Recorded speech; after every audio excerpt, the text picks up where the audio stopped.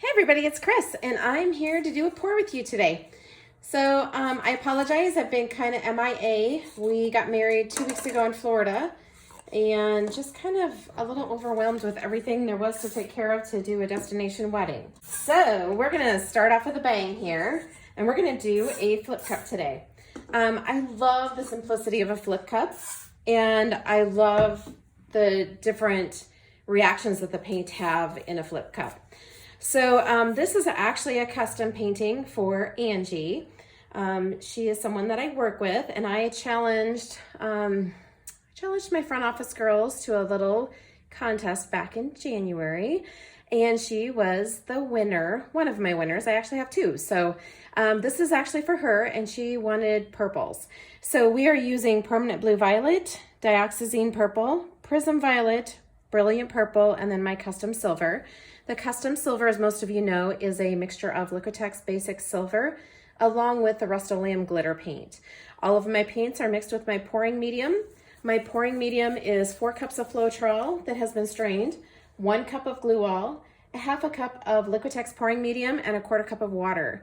And I mix my paints probably about 1 part paint to 2 to 3 parts of pouring medium. So I just kind of mix it till I get the consistency that I want. So I can't really give you exact measurements. I kind of look more to see like what the thickness is versus like measurements. So when I first started, I used a scale and I tried all of those little things to kind of make sure that it was very accurate. But I found over time that I just kind of knew like what the consistency needed to be.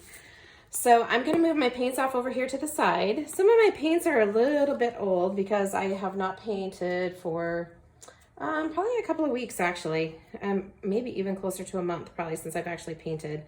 I've had other little projects going on, which if you watch my channel, you saw the resin coasters that I did as little wedding gifts, or well, not really gifts, but just little party favors, if you will, and something to make the table look a little bit nicer at our reception. So that's one of the things that I've done. I also have been doing some glitter cups, glitter tumblers. I don't know if anyone's familiar with those, but kind of a nice segue to something else that can be done with some of my painting materials. So they are done with resin and glitter, and I actually, in a couple of videos ago, I think I did a painting, and I actually did a tumbler for Jim for our wedding. And I got that finished off. I'll have to show you that sometime. So we are working on a 12 by 16. I have 4 5-ounce cups that have been spritzed with WD-40 silicone spray. And that's just to help the paint release.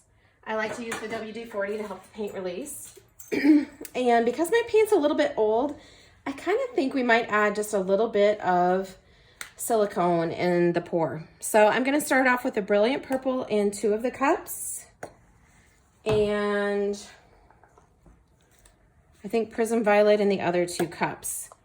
And I think my paint might be a little bit thin. We'll see. Hopefully this all works out. This is the Dioxazine Purple. So I'm just going to go ahead and layer all 4 of my cups with the Dioxazine Purple. And then I do think that I want to add just a little bit of black in here, because she wanted darker colors, and I just feel like sometimes you just need a little bit of contrast, and I think the black will look really nice with this pour. And then I'm going to come back in with the Prism Violet, or excuse me, the Permanent Blue Violet. I think this is a good time to add just a little bit of silicone. I'm using my Spot On Treadmill Belt Lubricant. And I don't want a ton in here. I just want a little bit so that I get just a little bit of reaction, because this can help to create some cells too. So I put about 1 drop in each of the cups, and then I'm going to put some custom silver in, because as you know, I like my bling. And then we're going to come back in with Prism Violet. Prism Violet is one of my favorite colors. I love Prism Violet. I just think it's so bright and pretty. All right, and then next we'll do a little more of the Brilliant Purple. So I'm going for about 18 ounces of paint total. And I'm layering the paints in so that they kind of stay a little bit separated. And honestly, I have done this both ways. I have layered and I have actually just poured them in. And sometimes I don't think there's really a huge difference, but all right, another drop of silicone in each cup. But to me, it's just a little bit easier way to keep track of what colors I've put in. And then I'm gonna do silver next, I think, since that paint is so dark. And then next we're gonna put some black in there again. So I don't know that it makes a huge difference whether you layer your cups or whether you pour them, but I guess part of my OCD likes pouring them and having them nice and neat. So I guess that's why I layer them in. And I'm just going to continue to add my paint here.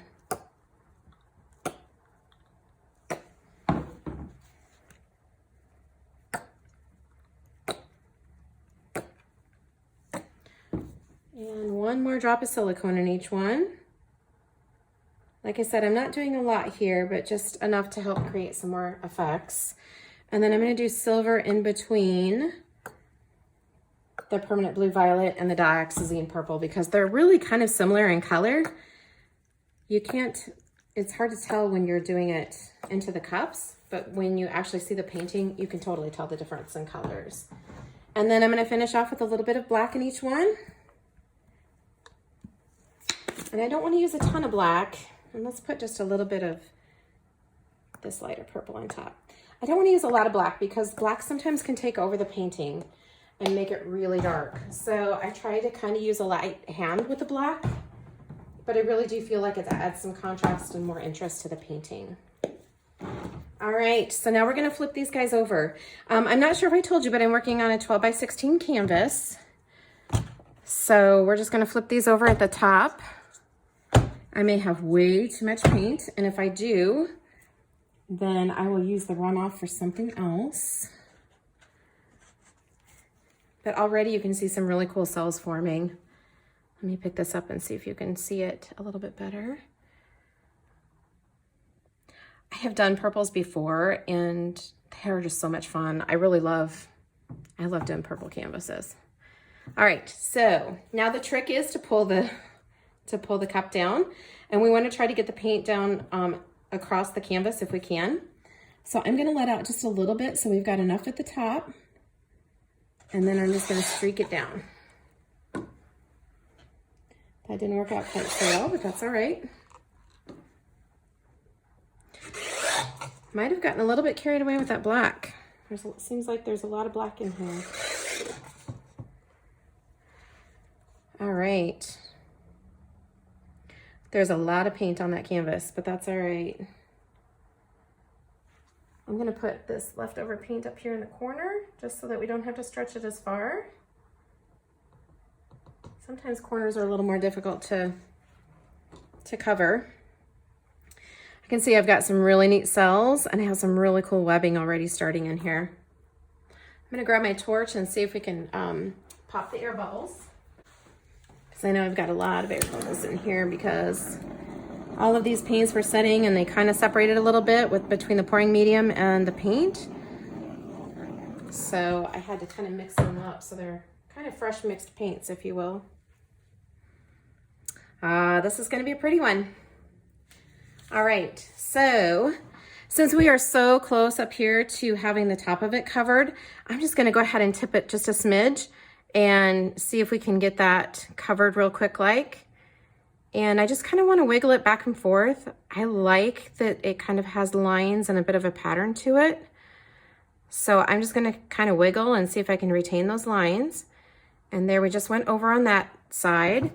I've got a little bit up here at the corner that is not covered. So I'm just going to grab my little trowel and kind of dip into this corner right here and just let it kind of go over the side. And then that takes care of that. All right, and now I'm going to start bringing the paint back down. And I know that I need to go over on the left side. So I'm just going to barely tilt and let the weight of that paint go over there to the left and start to cover that edge of the canvas. And then We're just gonna let it flow down and get that bottom corner while we're at it, because we're so close with all that paint. And then I'm just gonna let the paint kind of flow back over and straighten out my lines. And we're gonna see if we can kind of get the weight of the paint over here to the right. I have a lot of paint on this canvas, way too much. I did not need that much paint for this canvas. All right. And just gonna kind of let things flow back and even back out. I still feel like I have way too much paint. So I think I'm gonna let it creep down a little bit to the bottom. And hopefully that'll kind of help straighten out my lines too.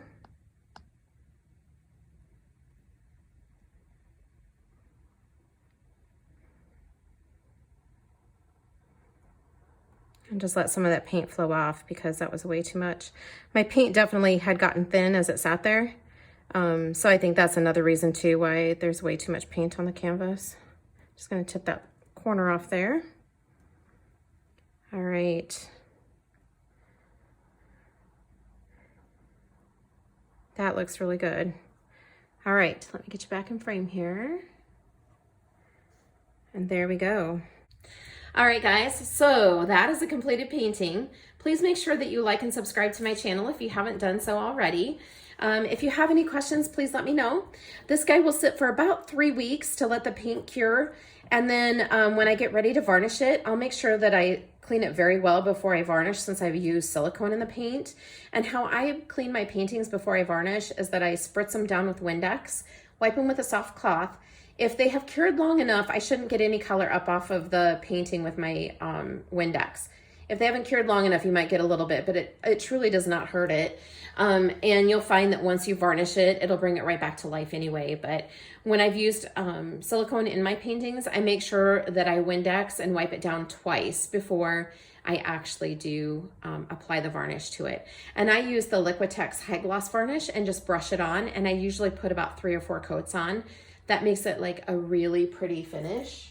And it's super shiny, which I really like.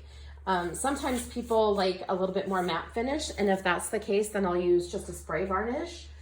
But I really like the Liquitex varnish.